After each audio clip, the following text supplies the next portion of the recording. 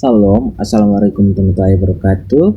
Perkenalkan, nama saya Firman Hizkil Abesar, NIM 2314201113. Kali ini saya ingin membuat tugas UAS dalam bentuk video, tugas proyek dengan mata kuliah Pendidikan Promosi Kesehatan dengan dosen pengampu C. Nurse Vania Tampilang, Sarjana Keperawatan, Magister Kesehatan, dengan judul materi saya yaitu gout arthritis. Definisi gout arthritis. Gout merupakan penyakit dominan pada pria dewasa dan wanita, ditemukan sebelum menopause. Gout merupakan penyakit yang paling banyak ditemukan di seluruh dunia, dengan prevalensi di Amerika Serikat 3,9%, Inggris 2,5%, New Zealand 6,1%, dan di Indonesia 7%.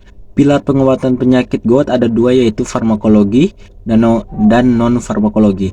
Terapi non-farmakologi mencakup edukasi pasien, pengaturan diet, dan istirahat sendi. Kurangnya pengetahuan tentang gaya hidup dan hal yang bisa menyebabkan gout menjadi salah satu faktor meningkatnya angka kejadian artritis gout. Artritis gout adalah penyakit metabolisme yang terjadi akibat cairan ekstraselular. Gout merupakan penyakit dominan pada pria dewasa dan wanita jarang ditemukan sebelum menopause. Sriwijaya Journal of Medicine volume 3 nomor 1 2022 halaman 57-64. Tanda dan gejala gout arthritis. 1. Nyeri sendi yang parah.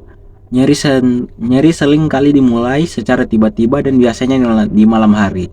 Sendi yang paling sering tertekan adalah pangkal jempol kaki, tetapi juga bisa terjadi di pergelangan kaki, lutut, siku, dan pergelangan tangan dan jari.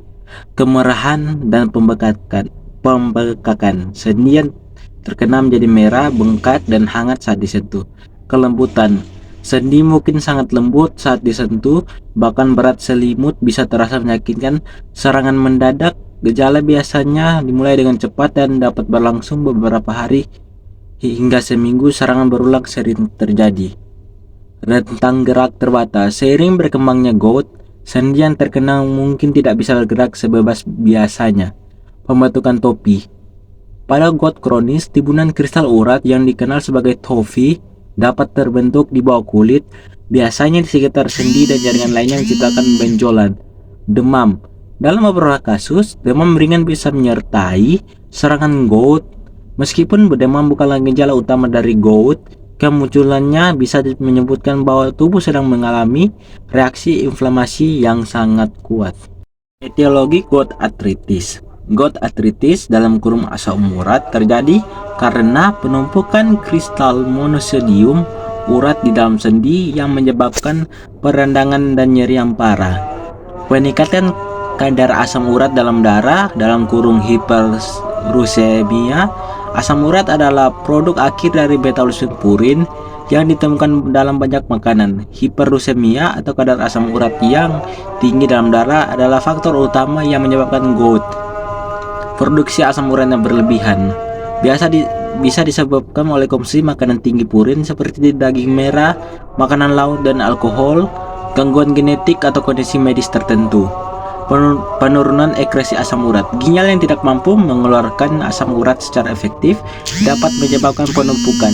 Ini biasa disebabkan oleh gangguan ginjal, penggunaan obat-obatan tertentu seperti diuretik, dan kondisi medis seperti hipertensi. Faktor genetik. Faktor genetik riwayat keluarga dengan gout meningkatkan risiko seseorang menyebabkan kondisi ini. Diet dan gaya hidup. Konsumsi makanan tinggi purin, daging merah, organ dalam seperti hati, makanan laut, dan alkohol terutama bir meningkatkan risiko gout. Kondisi medis terkait sindrom metabolik. Kondisi ini mencakup tekanan darah tinggi, obesitas, kadar kolesterol tinggi, dan resistensi insulin, yang semuanya dapat meningkatkan risiko gout. Penyakit ginjal. Ginjal yang tidak berfungsi dengan baik tidak dapat membuang asam urat dengan efisien. Gangguan hematologis. Penyakit seperti leukemia dan limfoma meningkatkan turnover sel yang dapat meningkatkan produksi asam urat. Penggunaan obat-obatan tertentu. Beberapa obat dapat meningkatkan kadar asam urat dalam darah termasuk diuretik, aspirin dosis rendah, dan obat-obatan untuk mengobati tekanan darah tinggi dan jantung. Trauma atau operasi stres fisik seperti trauma atau operasi dapat memicu serangan gout pada orang yang rentan karena perubahan mendadak dalam kadar asam urat darah. Atau fisiologi gout arthritis. Secara garis besar, patofilasi gout dapat dibagi menjadi 4 tahap, yaitu hiperosemia, fase akut, interkritikal, dan fase kronis. Gout terjadi akibat akumulasi asam urat berlebih dalam darah atau hipersemia secara kronis. Hal ini mengakibatkan akumulasi dan pembentukan kristal asam urat secara abnormal di ruang intraokular. Fase 1, hiperursemia, dapat terjadi akibat konsumsi bahan makanan tinggi purin sebagai sumber purin eksogen. Selain itu, hipersemia juga dapat terjadi akibat gangguan atau penyakit yang memicu peningkatan sel turnover dan kerusakan sel tubuh yang memicu pengeluaran dan metabolisme DNA, RNA, ATP, GTP, CMP, dan NADH sebagai sumber purin endogen. Fase 2, gout akut, acute flare. Ketika kadar asam urat dalam serum sudah terlalu jenuh, lebih dari 6 mg/dl, mulai terbentuk deposisi monosidium urat yang dapat terakumulasi menjadi kristal asam urat. Terbentuknya kristal asam urat menjadi aktivasi inflammasyon receptor binding and oligomegalite resistance domain like receptor, Lewis repeat and pyrrole domain containing 3 NRP3 yang kemudian memediasi produk sitokin proklamasi ILBB8. Fase 3, stadium interval. Ketika serangan akut mereda setelah pemberian analgesik atau colchicine, penderita memasuki fase remisi. Fase ini bersifat asimptomatik, namun kadar asam urat penderita masih tinggi jika pasien belum diberi terapi penurun asam urat. Fase ini dapat dihentikan oleh serangan akut baru yang mungkin akan terjadi semakin sering. Fase ini dapat berlangsung bertahun-tahun hingga diakhiri dengan pembentukan topus yang menandai fase kronis. Fase 4, stadium kronis dengan pembentukan topus. Chronic Topus Gonti and Arthropathy, CTGA. Hipersemia berkepanjangan yang sudah mengalami serangan akut sebelumnya, bila tidak diberikan terapi penurun asam urat, akan terus melangsungkan proses inflamasi sistemik.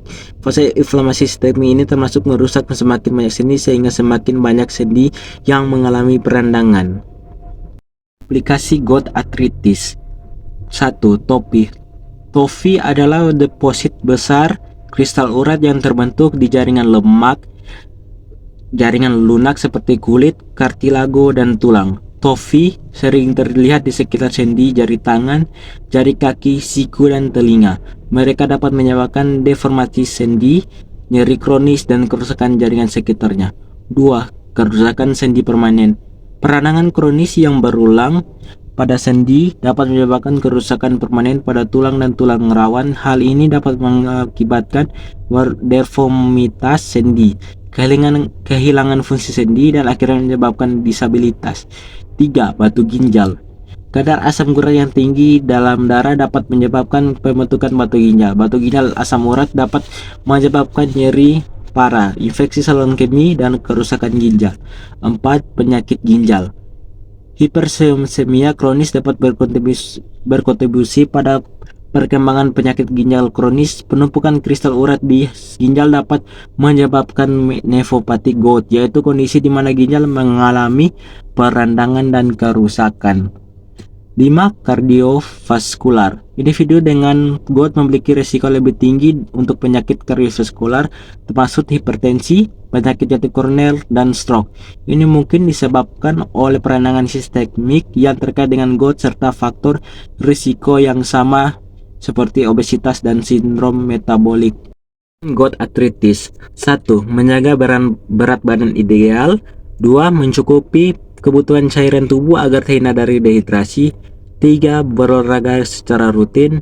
4. Menerapkan pola makan yang sehat. 5. Membatasi atau menghindari alkohol. 6. Mendapatkan protein dari produk susu rendah lemak. 7. Membatasi asupan daging ikan dan unggas. 8. Mengurangi asupan makanan tinggi purin seperti jeroan, hati ampela, daging merah, dan makanan laut. Selanjutnya, menghindari konsumsi makanan bersoda. Perbanyak konsumsi susu rendah lemak dan sayur-sayuran. Pemeriksaan penunjang gout arthritis. Pemeriksaan penunjang untuk menegakkan diagnosis gout arthritis dapat meliputi 1. Tes darah untuk mengukur kadar asam urat dan kreatin dalam darah. 2. Tes pencitraan seperti sinar X, USG atau MRI untuk melihat gambaran sendi secara lebih luas. Tes aspirasi untuk mengambil cairan dari sendi menggunakan jarum, lalu menggunakan mikroskop untuk mencari kristal asam urat atau mengidentifikasikan masalah lainnya. Pemeriksaan urin tambung selama 24 jam pada pasien yang sebelumnya telah dipuasakan. USG ginjal untuk pasien yang diduga mengalami batu asam urat pada saluran kemih. Baiklah, sekian presentasi saya tentang materi gout arthritis. Saya Firman Heskiel Besar, NIM 23142011, pamit undur diri. Mari gabung bersama kami di UNPI, Fakib UNPI. Terima kasih.